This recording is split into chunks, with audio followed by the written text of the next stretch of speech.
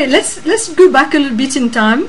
So you discovered that you had this progesterone deficiency 15 years ago. So until now, until today, are you still using the cream? Have you decreased the usage of the cream? When do you actually know that you need the cream? The symptom that comes back the quickest for me, I become emotionally sensitive and I tearful. So I know I've not been putting on enough. And I think I also mentioned in the past that I'm sometimes a bit vague about putting it on. So I'll be in a hurry, I'll squeeze out some, rub it all over, and maybe I do this for a few days, and then I realize, because of my emotions, that I actually haven't been putting as much as I should. And then I will increase the amount, but then also if I find I need it, I will do that 2-week sort of stint where I put 2 teaspoons a day on, and I find it does take 2 weeks before the symptoms reduce. It so much depends on the person, because a friend of mine, she experimented because she heard I'd done this, and she found her hot flushes suddenly came back, but went quite quickly. But she didn't have the emotional instability or the irritability and tiredness that I get. But I think she's got less fat cells than I have. So she makes less estrogen than me.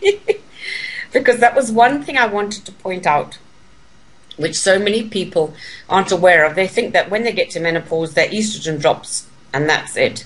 It's not true. We make estrogen to the day we die in our fat cells.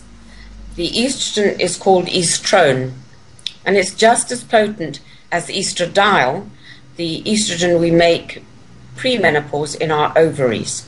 Estradiol should be low in menopause, but whenever a woman goes to have a test, they will only test estradiol, whether she's pre or post menopausal. And this is wrong. And they will say your estrogen is low, you must take more, so they give estradiol. But they do not seem to know that menopausal women are still making it in their fat cells. So do men. Men make estrone as well. And as they get older, their estrogen level increases, and testosterone and progesterone decreases in them. And this is another reason why they get these symptoms. So it's important to realize we still make estrogen until we die, but we do not make progesterone in the quantities we did in our premenopausal years. We make very little, and it's mostly to do with brain, nerves, that sort of function, rather than reproductive. So it is important to realize that. And in regards to using the cream, so there can be a reactivation of the estrogen dominant symptoms, and so that can be a bit confusing. Is it just we are going through a phase of detox where estrogen receptors are being activated and the symptoms come up, and we've got to wait for the progesterone cream we are taking to really take effect, or do we need to increase the cream? So it can be a bit confusing. And it is, and people do find it confusing because they are starting progesterone for the first time or increasing it because they've heard it's better, and the symptoms become worse. They then blame the progesterone. They don't know anything about it stimulating estrogen, so they reduce the progesterone, and it's paradoxical, but they find, of course, that their symptoms become less.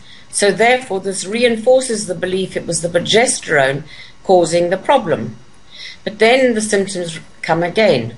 So they reduce further still, and they feel better until they finally sort of barely using progesterone, but they've still got the adverse symptoms that they started with.